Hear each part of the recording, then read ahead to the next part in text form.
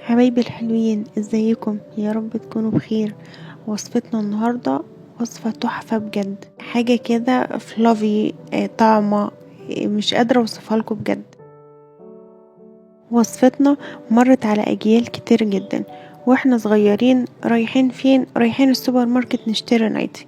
فقررنا النهاردة نعمل النايتي في البيت وبأقل المقادير وبطريقة سهلة وسريعة عشان ولادنا كمان ياخدوه معاهم في المدرسة. فيلا بينا نشوف وصفتنا الجميلة دي عملناها ازاي. اول حاجة في بولة هننزل ببيضة يكون حجمها كبير شوية، ننزل عليها بنص معلقة فانيليا، بعد كده كوباية سكر، نخفقهم كويس مع بعض. ننزل بنص كوب زيت ونخفقهم برضو كويس، وبعدين كوب حليب ونخفقهم لمدة دقيقتين 3، وبعدين ننزل عليهم بكوب ونص دقيق ننخله كويس. اهم حاجة ان احنا ننخله. نضيف بقى رشة ملح، معلقة كبيرة بيكنج باودر، ونفضل نخفقهم بس على اقل سرعة خالص في المضرب. ناخد بقى من الخليط بتاعنا معلقتين ونحط عليه معلقة صغيرة من الكاكاو الخام ومعلقتين حليب ونقلبهم كويس. نركن الخليط بتاعنا الجميل ده هنحتاجه بعد كده.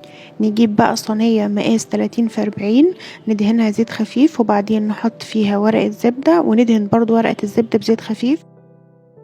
ننزل بخليط الكيك بتاعنا ونفرده بالشكل ده ونخبطه خبطتين 3 كده. اهم حاجة ما تنسوش نجيب خليط الكيك بالكاكاو اللي عملناه، نحطه في كيس تلاجة او كيس حلواني المتوفر عندكم، ونبدأ نعمل خطوط بالشكل ده بعصاية شيش طاووق بقى او خلة اسنان او اي حاجة لها بوز رفيع.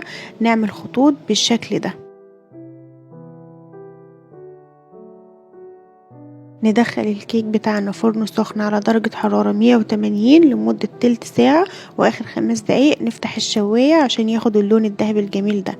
بعد ما يخرج من الفرن نسيب الكيك بتاعنا يبرد خالص، وبعدها نجيب كيس تلاجة نفتحه بالشكل ده ونقلب عليه الكيك. نشيل بقى ورق الزبدة بالراحة ونجيب سكينة حامية نقطع الكيك بتاعنا لنصين متساويين، نفرد على نص منهم اي نوع مربى متوفر عندنا، وبعدين نتني الطرفين على بعض وبسكينة حامية نقطع الأطراف، وبعد كده نقطع الكيك بتاعنا لنصين وبعدين لقطع متساوية بالشكل ده.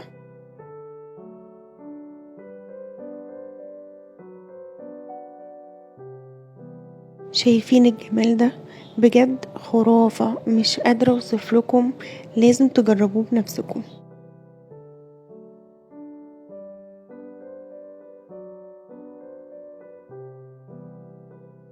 اتمنى الوصفة تكون عجبتكم بجد، لازم تجربوها. يلا لايك وشير للبوست، وبألف هنا وشفا على قلوبكم مقدمة.